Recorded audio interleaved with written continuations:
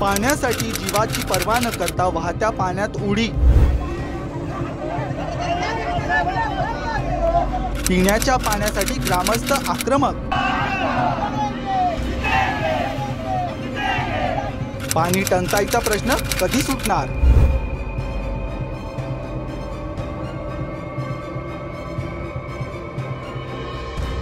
मागील काही दिवसापासून नाशिक जिल्ह्यातील पाण्याचा भीषण वास्तव्य समोर येत आहे। पाण्यासाठी जीव धोक्यात घालून इगतपुरी आणि नाशिक जिल्ह्यातील नागरिक अनेक किलोमीटरचा प्रवास करत आहेत, तर कुठे स्त्रिया विहिरीत उतरून पाणी भरत आहेत। वारंवार सरकारला निवेदन देऊनही आदिवासी भागातील पाण्याचा प्रश्न सुटत नसल्याने ग्रामस्थांनी आक्रमक होऊन इगतपुरी येथील वैतरणा धरणातून मुंबईला होणारा पाणी पुरवठा रोखण्याचा पवित्रा हाती घेतला आणि धरणाच्या परिसरात दाखल होऊन आंदोलनाला सुरुवात केली। संपूर्ण महाराष्ट्र पाणी टंचाईने होत असताना इगतपुरी आणि त्र्यंबकेश्वर तालुक्यामध्ये 15 धरणं असताना या धरणातलं पाणी नगर, नाशिक, पालघर या ठिकाणी जातं। मात्र या ठिकाणी जो आदिवासी आहे ज्यांनी आपल्या स्वतःच्या जमिनी दिल्या आणि समोर राज्याला पाणी पाजलं, मात्र ज्यांच्या जमिनी गेल्या ते उद्ध्वस्त झाले, त्यांना पिण्यासाठी पाणी मिळत नाही, त्यांना हंडाभर पाण्यासाठी पायपीट करावं लागतं आणि या त्यांच्या दारातलं पाणी मुंबईला जातं, त्यांच्या नगरला जातं, त्यांच्या दारातलं पाणी पालघरला जातं।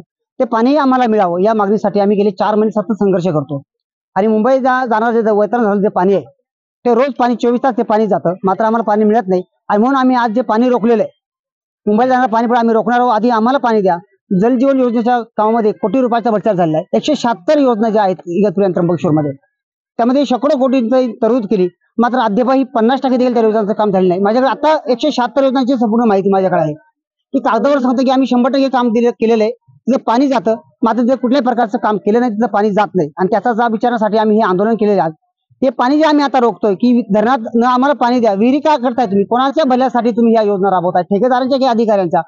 स्थानिक लोकप्रतिनिधी, आमदार असेल, खासदार असेल, कोणी यावरती बोलत नाही आणि म्हणून या इथल्या कष्टकरी गरिबांना सर्वांना अशा पद्धतीने आंदोलन करावं लागतं। हे दुर्दैव मला दुर्दैव वाटतं की आंदोलन करण्याची वेळ पाण्यासाठी काय येते, तर 176 योजना असताना करोड रुपयाच्या योजनेचा निधी त्यासाठी खर्च केला गेला, मात्र आजही त्यांच्या हांड्यात पाणी नाही आणि मुंबईचं पाणी आम्ही रोखणार आहोत। आधी आमच्यासाठी जोपर्यंत पाणी देत नाही या धरणातलं पाणी जलजीवनसाठी, तोपर्यंत आम्ही मुंबईला पाणी जाऊ देणार नाही।